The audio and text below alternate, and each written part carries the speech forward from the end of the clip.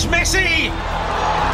It is the cleanest of clean finishes from the best on the planet. It's time for the biggest sports stories. Liverpool, the champions of Europe, are top of the world. The biggest interviews. That such a great spectacle is ruined by such thuggish behavior. And all the analysis right here. He's the one player that has the arrogance to think that he can play in any stadium in the world and any pitch in the world in front of any player in the world and take them on.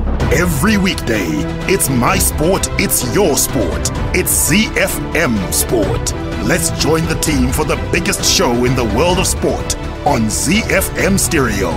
My station, your station. It's a very good evening, Zimbabwe. It's a Thursday evening, and that means two things. The first thing is it's a shortened show. 30 minutes, we go short, sharp, and sweet. The second thing is that it's Power Profile time, boys and girls. And today we start a new series. Very, very exciting. We'll tell you about that just now. But before that, we just want to say to the Warriors, go, Warriors, go. They're taking on Botswana. The match started a few minutes ago, and we hope that after 90 minutes, we will have the result that we sorely need. That result is a victory out of Francistown. And then we'll wait for 9 o'clock, where we are hoping that Algeria do the business against Zambia, and we will have qualified for AFCON. That will be some do.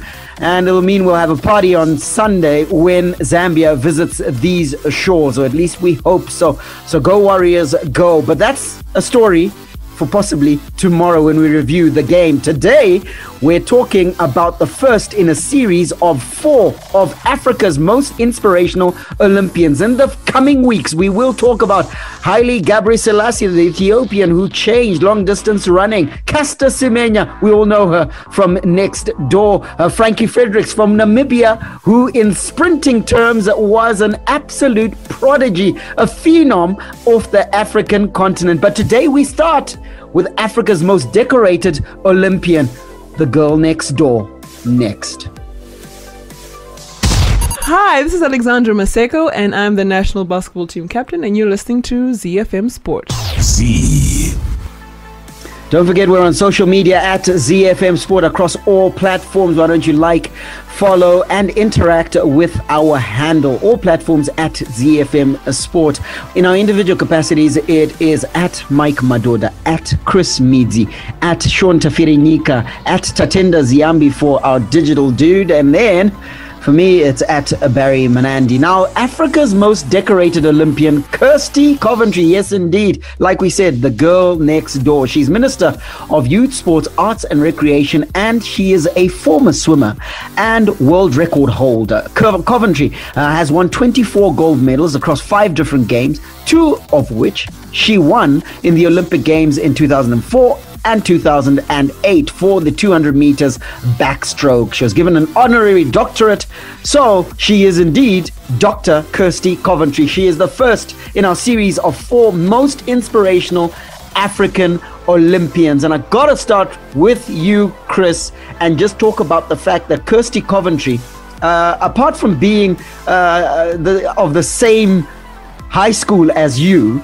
is an inspirational figure, is an inspirational figure across women, not necessarily in sport. She sort of transcends sport, and everybody looks to Kirsty Coventry as being the benchmark of achieving dreams, and deservedly so, you gotta say. Deservedly so. I think just first of all, as an athlete, she managed to set herself apart. And also, I think what's special about Kirsty Coventry is that she came to plant back home when she felt like, you know, her time in the US was over and her time as an athlete was over, and her time would be better spent in terms of creating her own development facilities for swimmers. She came back home and she's planting back home. So I think that's especially what sets her apart. But also, I think her appointment as minister sets her apart quite significantly, and from a number of athletes, because that's an incredible honor, first of all, to have that bestowed upon you and to have that opportunity to potentially grow sport in the country as a whole. And that sport overall, not even her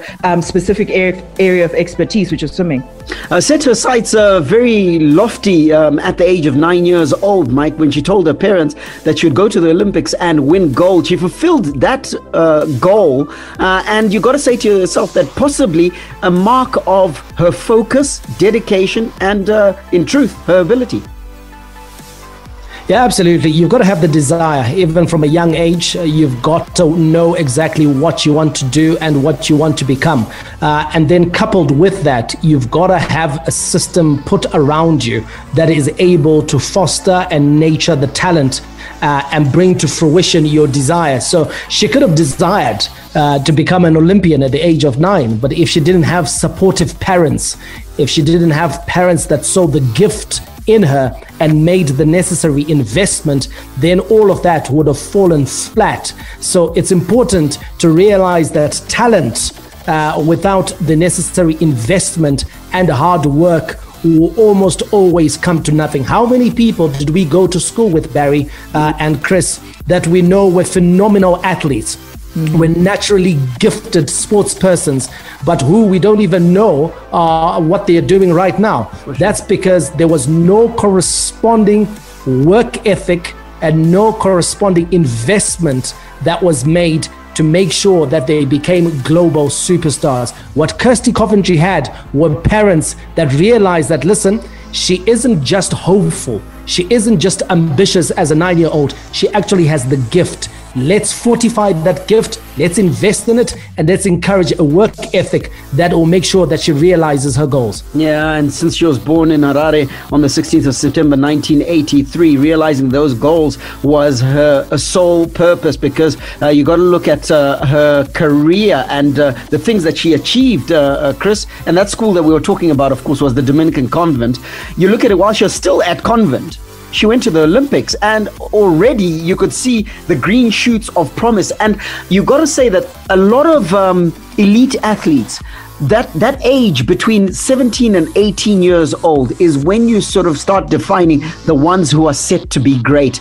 And it was easily seen in Kirsty Coventry.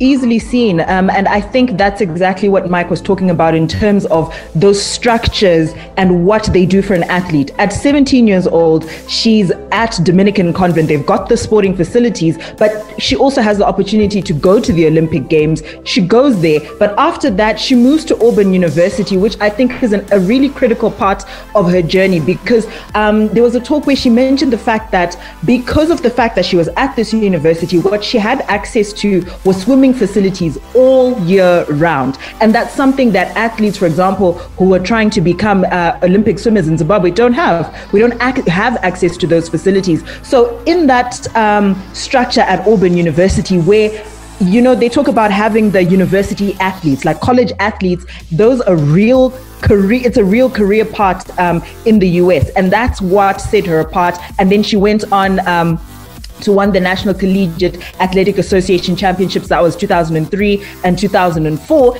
And then into the Olympics, where she won the gold medal, the silver and the bronze. So I think just Auburn University did a lot for Kirsty Coventry's career.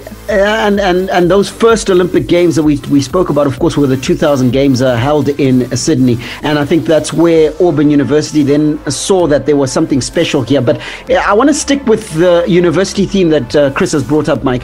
And it's got to be that if you look at all of the athletes who've done great things, in whether they've flown the Zimbabwean flag or have flown the flag of another country. You look at the Beast Mtawarira, you look at other athletes, you look at Pocock out in Australia.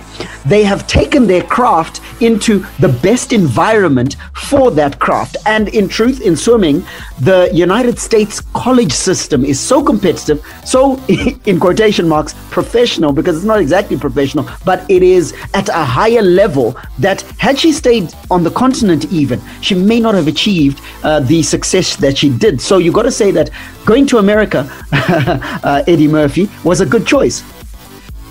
Yeah, absolutely, Barry. When you talk about swimming, you talk about the United States of America and you talk about Australia. Those are the two leading nations when it comes to swimming. China is now coming along just by sheer weight of numbers in terms of their population and the amount of swimmers they're able to get in the pools and around the country. But what you get in America is you get also the right technical expertise to back up your talent. So it's more than just the facilities. You got the right coaches who are able to make sure that they get you up to speed, make sure that you're going through the right swimming regimens, as it were, and you are able to modify your technique where you need to and become a better swimmer. And that's what we saw with Kirsty Coventry at Auburn University. It's a university that's got a proud record of producing Olympic swimmer after Olympic swimmer. So at a bare minimum, just by attending Auburn University and having the talent that she had, she was always going to become an Olympic swimmer. But through her own work, her effort and her graft, she was then able to become a decorated Olympian. And that's something that, again, Zimbabweans need to understand, that your talent will not take you all the way. Your talent is just the basis.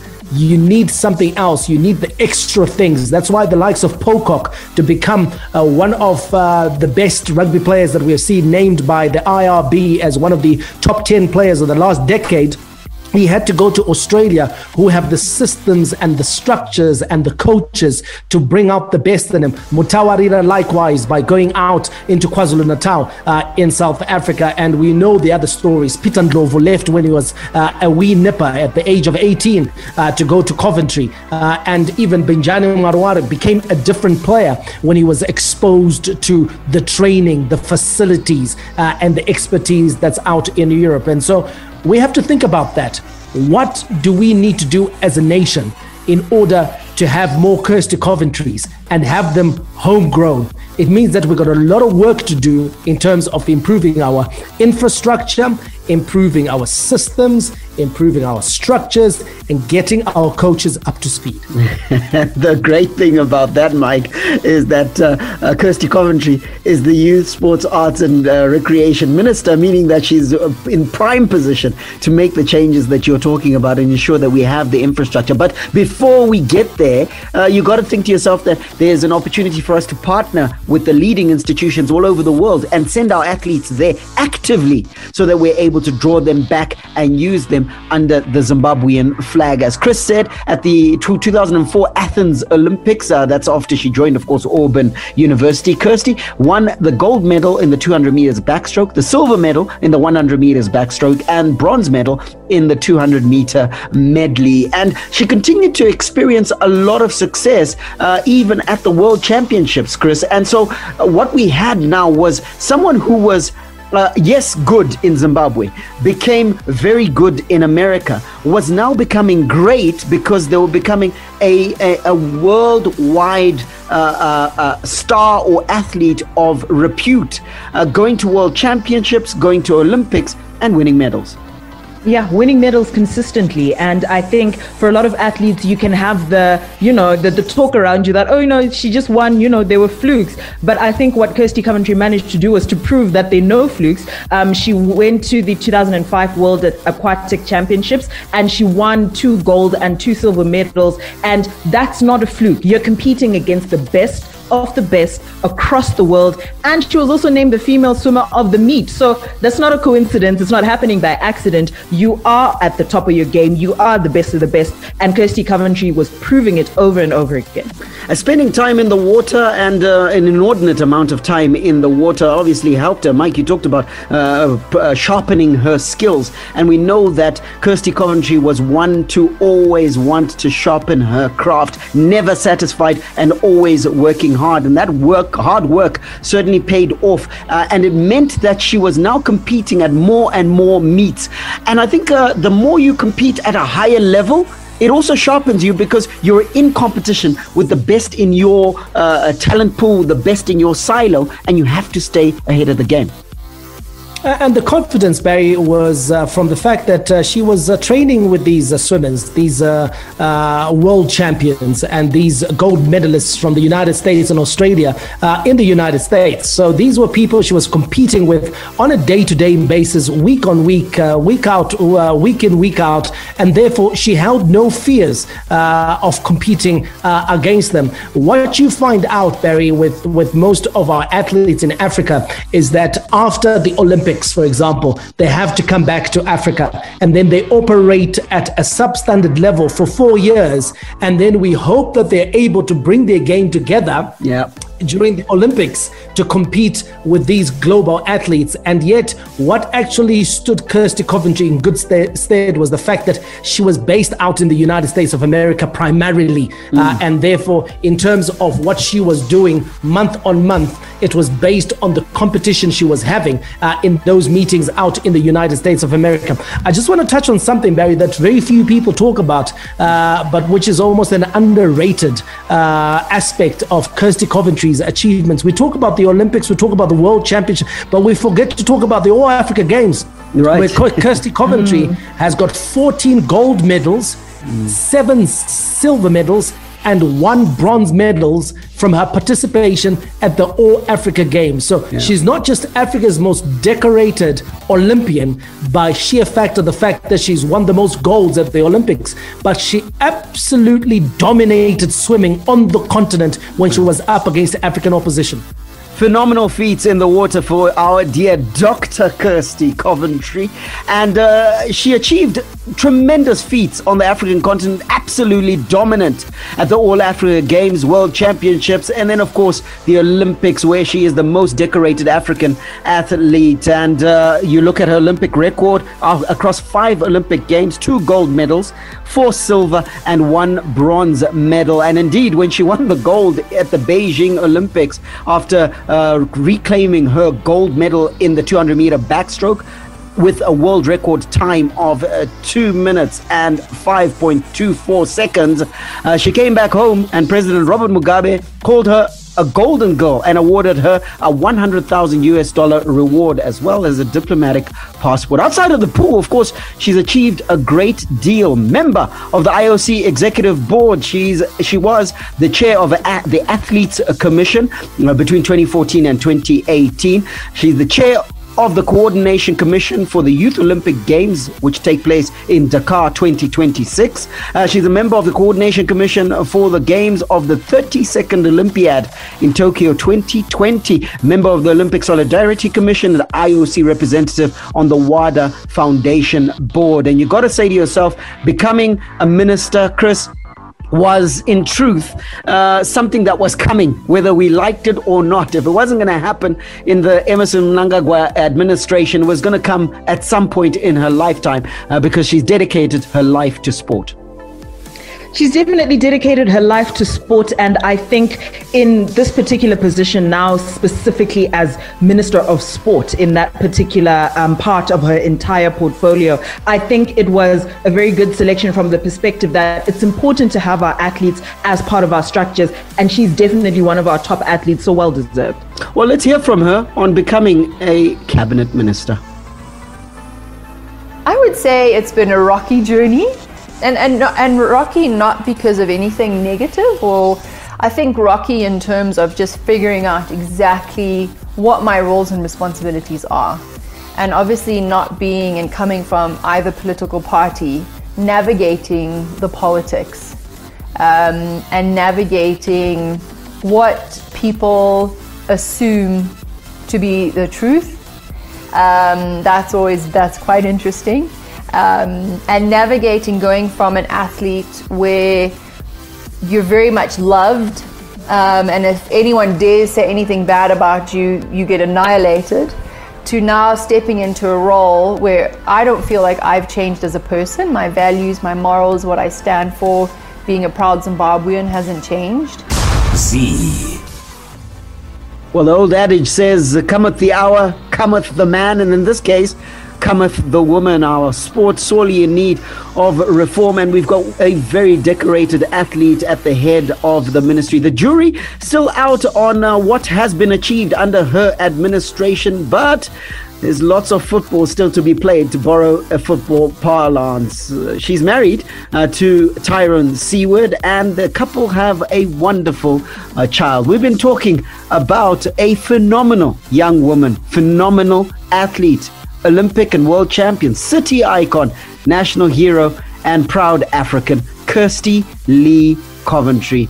We wish her good success in all that she does because our sport sorely needs it. Our play of the day, Throwback Thursday, is next. Hi, my name is Rudoni Shamba, Maitoria's super striker. You're listening to ZiFM Sports. Fittingly, here's Lady Antebellum. It's called Golden, and guess what? It's Kirsty Coventry's favorite song. We'll catch you tomorrow for our preview show and a review of the Warriors' performance tonight. May God richly bless you. That's my story, and I'm sticking to it. Manandi, out.